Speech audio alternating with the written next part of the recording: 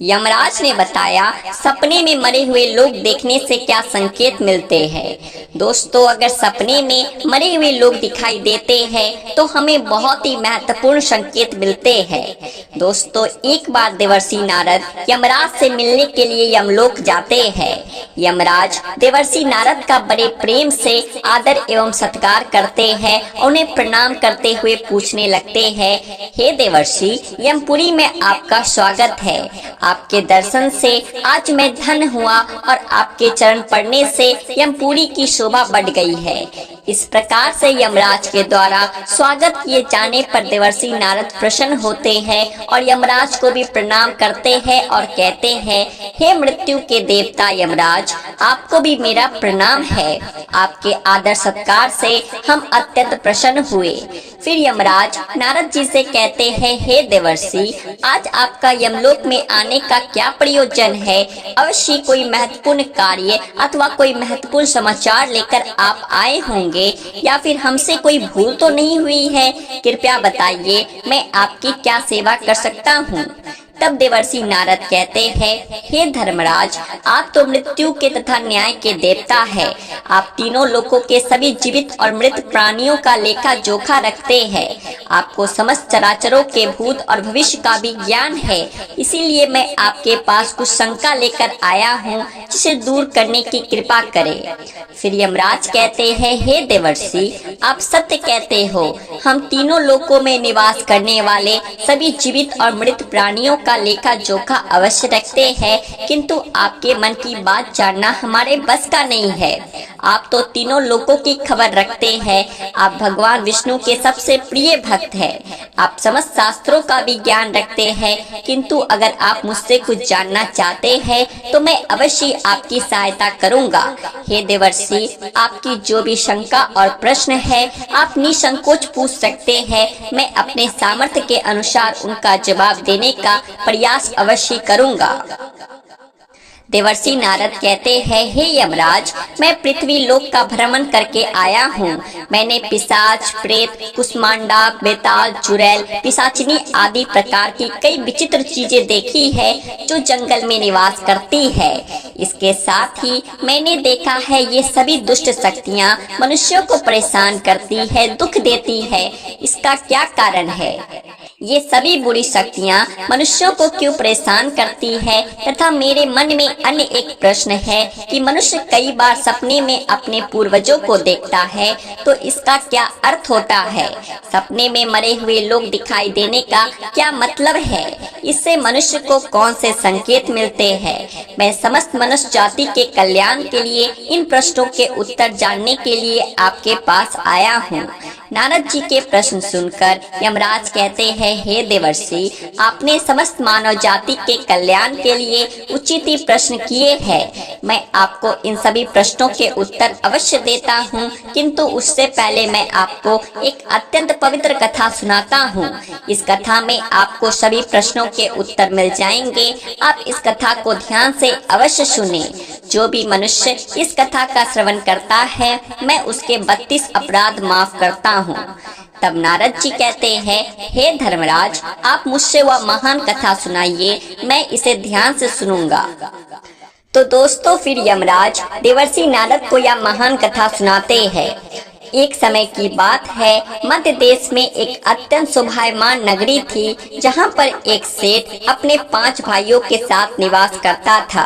सेठ और उसके सभी भाइयों का विवाह हो चुका था और सभी बड़े प्रेम के साथ एक दूसरे के साथ रहते थे। सेठ के पास किसी चीज की कोई कमी नहीं थी। वह और उसके भाई बहुत मेहनती थे और मिलजुल कर व्यापार और खेती करते थे। पूरे नगर में सेठ के जितना कोई धनवान नहीं था। ये सारी संपत्ति सेठ को उसके पूर्वजों द्वारा ही प्राप्त हुआ था। सेठ के पूर्वज महादानी और दयावान थे।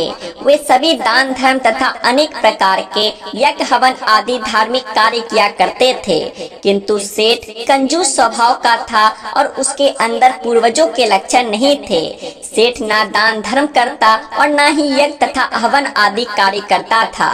सेठ ने धन तो बहुत इकट्ठा किया था, किंतु किंतु उसने कभी अपने धन का सदुपयोग नहीं किया। उसने कभी किसी को फूटी कौड़ी भी दान में नहीं दी और न ही उसने कभी दूसरों को भोजन कराया। सेठ के पूर्वज तो मंदिरों में भंडारा दिया करते थे, गरीबों को वस्त्र तथा अन्न का दान किया करते थे, लेकिन सेठ ने अपने पूर्वजों का कभी अनुसरण नहीं किया। वह हमेशा ही धन कमाने में और धन का संचय करने में लगा रहता था, जिससे उसके पास बहुत सारी धन संपत्ति तो हो गई, लेकिन उसके पूर्वज उससे बहुत दुखी और नाराज हो गए। सेठ के पूर्वजों को अपने पुत्र का व्यवहार ठीक नहीं लगता था, इसी कारण से वे पितृलोक में भी दुखी रहा करते थे। धन कमाने के लालच में सेठ इतना उन्मत्त हो गया कि वह अपने पूर्वजों को भी भूल गया और उसने अपने पूर्वजों का श्राद्ध तथा तर्पण आदि कार्य करना भी बंद कर दिया, जिससे उसके पूर्वजों की आत्मा की तृप्ति नहीं होती थी। वे अपने पुत्र के ऐसे व्यवहार से दुखी रहने लगे। फिर एक दिन उस सेठ के पूर्वज चर्चा करते हैं और उससे मिलने के लिए जाने के विषय में सोचते हैं। फिर सभी पितृगण यमराज के पास जाते हैं और उनसे प्रार्थना करने लगते हैं। वे सभी पितर यमराज से कहते हैं, हे धर्मराज, हमारे पुत्रों की मति भ्रष्ट हो गई है, जिस कारण से हमारी संतुष्टि नहीं हो रही है। कृपया आप हमें हमारे पुत्रों से मिलने के लिए एक बार जाने दे। हम हमारे पुत्रों को समझाकर लौट आएंगे, उन्हें शास्त्रों का ज्ञान देकर फिर से यमलोक लौट आएंगे। तब यमराज ने उन्हें आज्ञा देते हुए कहा, हे महात्माओं, तुम अपने पुत्र को मिलने के लिए तो नहीं जा सकते, किंतु तुम अपने पुत्र को स्वप्न के माध्यम से संकेत अवश्य दे सकते हो। फिर वे सभी पितर इसी बात पर सहमत हो जाते हैं और एक एक करके अपने सभी पुत्रों के सपने में जाकर उन्हें दर्शन देते हैं। सबसे पहले वे अपने बड़े पुत्र के अर्थात उस सेठ के सपने में उसे दर्शन देते हैं और उसे संकेत देते हैं, किंतु उनका बड़ा पुत्र उनके संकेतों को समझ नहीं पाता है। दूसरे दिन जागने पर वह उस सपने को भूल जाता है और अपने पितरों के द्वारा दिए गए संकेतों को भी नजरअंदाज कर देता है। फिर सभी पितृगण अन्य पुत्रों के सपनों में जाकर भी उन्हें दर्शन देने लगते हैं तथा उन्हें अनेक प्रकार के संकेत भी देते हैं, लेकिन उनके बाकी पुत्र भी उन संकेतों को दुर्लक्ष्य कर देते हैं। कोई भी अपने पूर्वजों के द्वारा बताए हुए संकेतों को समझ नहीं पाता है, जिससे सभी पितृगण अत्यंत दुखी और नाराज हो जाते हैं। सेठ और उसके भाई धन कमाने के लालच में पूरी तरह अंधे हो चुके थे। उन्हें पूर्वजों के द्वारा प्राप्त दिव्य संकेतों का महत्व कुछ भी नहीं लगता था, किंतु पितरों के स्वप्न में दर्शन देने के कुछ ही दिनों के बाद उस सेठ को व्यापार से बहुत बड़ा नुकसान उठाना पड़ता है। उसे व्यापार में बहुत ज्यादा घाटा होने लगता है, जिससे उसकी सारी धन संपत्ति नष्ट हो जाती है। सभी भाइयों में वाद विवाद और लड़ाई झगड़े होने लगते हैं। पूर्वजों द्वारा जमा की हुई सारी जमीन जायदाद को वे बेच डालते हैं और पूरी तरह से बर्बाद हो जाते हैं। सभी भाई एक दूसरे से अलग हो जाते हैं और अपना अपना पेट पालने में लग जाते हैं। उधर स्वर्ग लोक में पितरों को अपने पुत्रों की ऐसी दुर्गति देखकर बहुत पीड़ा होने लगती है। सभी पितृगण अत्यंत दुखी और उदास हो जाते हैं। फिर से वे सभी यमराज के पास जाते हैं और कहने लगते हैं, हे धर्मराज, हमसे हमारे पुत्रों की ऐसी दुर्गति नहीं देखी जाती है। हमारे द्वारा किए गए सभी पुण्य कर्मों को हमारे पुत्रों ने नष्ट कर डाला है। कृपया आप कुछ ऐसा उपाय करें जिससे हमारे पुत्रों को उनकी भूल का पता चल जाए। फिर यमराज उन पितरों से कहते हैं, हे महात्माओं, तुम्हारी इस व्यथा को मैं समझता हूँ, मैं तुम्हारी अवश्य सहायता करूँगा। फिर दोस्तों यमराज एक साधु का रूप धारण करके पृथ्वी पर आते हैं और उन पितरों के पुत्रों को मिलने के लिए जाते हैं। सबसे पहले वे उस सेठ के घर पर जाते हैं तो वह सेठ अत्यंत बीमार पड़ा हुआ था। सेठ की पत्नी साधु का स्वागत करती है और दान करने लगती है तो वह साधु कहता है, हे पुत्री, तुम्हारे घर में पितृ दोष है, उसी कारण से तुम्हारे पति की यह दशा हुई है। तुम्हारे पति के कर्मों के कारण उसके पूर्वज रुष्ट हुए हैं। साधु की बात सुनकर सेठ पूछने लगता है, हे साधु, मैंने ऐसा कौन सा पाप किया है जो मेरा सब कुछ बर्बाद हो गया? मेरे भाई भी मुझे छोड़कर चले गए और मैं बीमार पड़ गया। तब वह साधु कहता है, हे पुत्र, तुमने अपने पूर्वजों को नाराज किया है। तुम्हारे पूर्वजों ने जो संपत्ति और पुण्य अर्जित किया था उसे तुमने और तुम्हारे भाइयों ने नष्ट कर दिया। इसी कारण से तुम्हारी यह दुर्गति हुई है।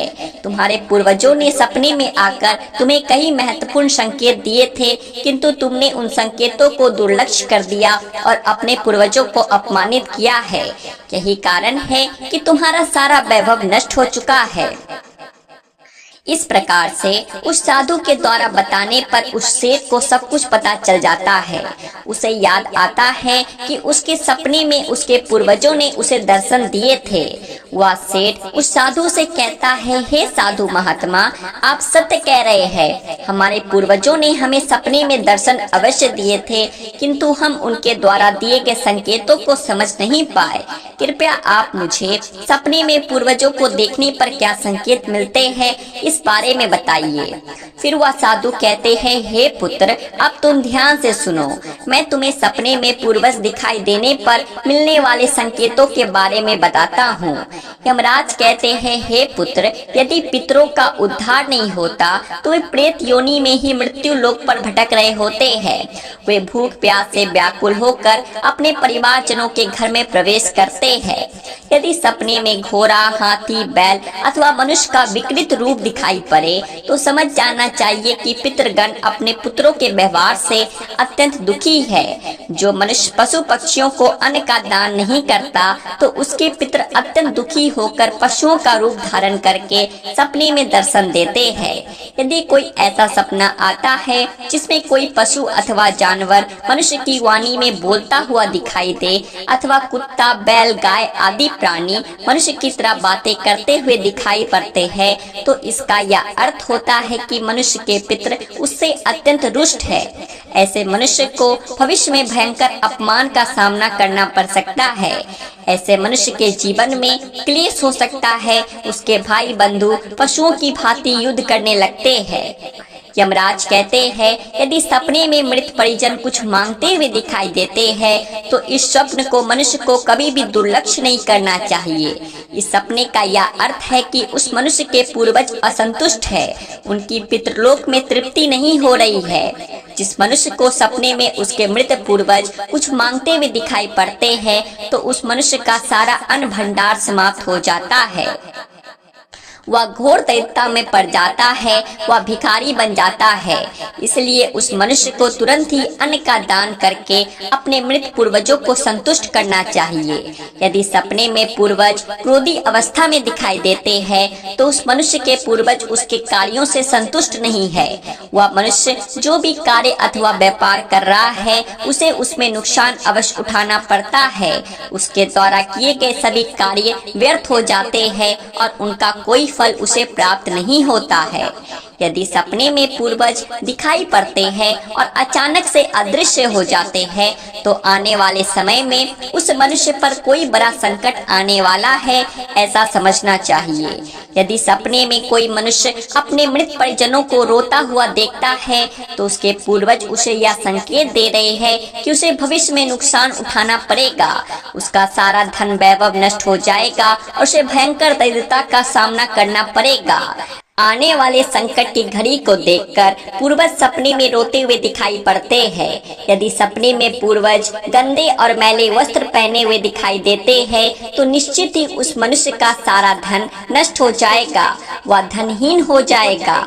तब वह साधु कहता है, हे पुत्र, यदि तुम्हें भी इस प्रकार के सपने दिखाई पड़े हैं तो तुम्हें अपने पूर्वजों को प्रसन्न करने के लिए दान, धर्म, तर्पण, श्राद्ध आदि कर्म करने चाहिए, जिससे तुम्हारे सभी कष्ट दूर होंगे।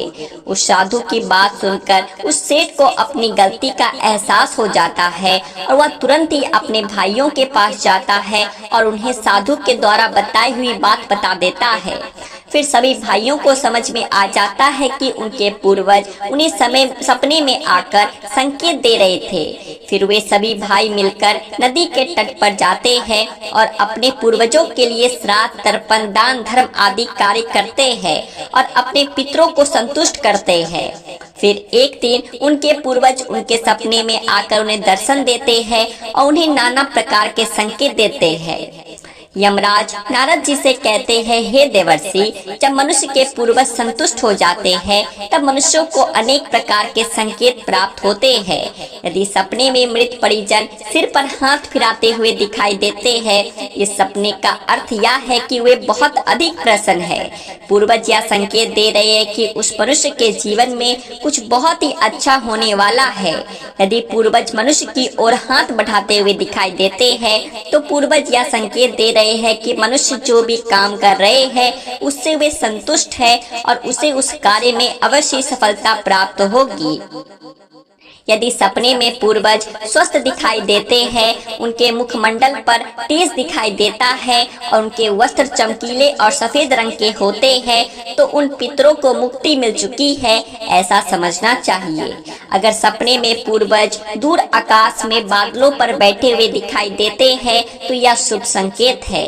मनुष्य के पूर्वज अत्यंत प्रसन्न है और उसे आशीर्वाद दे रहे हैं। इस प्रकार से उन सभी भाइयों को पूर्वजों के द्वारा शुभ संकेत प्राप्त होते हैं और उनका खोया हुआ सारा धन और संपत्ति उन्हें वापस मिल जाते हैं और सभी भाई मिलजुल कर एक साथ फिर से रहने लगते हैं और सुखपूर्वक 100 वर्षों तक जीवन व्यतीत करके दिव्य विमानों में बैठकर पितृलोक चले जाते हैं। तो दोस्तों, इस प्रकार से यमराज ने देवर्षि नारद को पितरों के द्वारा मिलने वाले संकेत बताए हैं। आपको यह कथा कैसी लगी कमेंट करके जरूर बताएं। जानकारी अच्छी लगी तो वीडियो को लाइक करें और कमेंट में जय श्री कृष्ण जरूर लिखें। ऐसी ही और कथाओं को सुनने के लिए आपके अपने चैनल द आध्यात्मिक टेल्स को सब्सक्राइब भी कर ले। राधे राधे, जय श्री कृष्ण।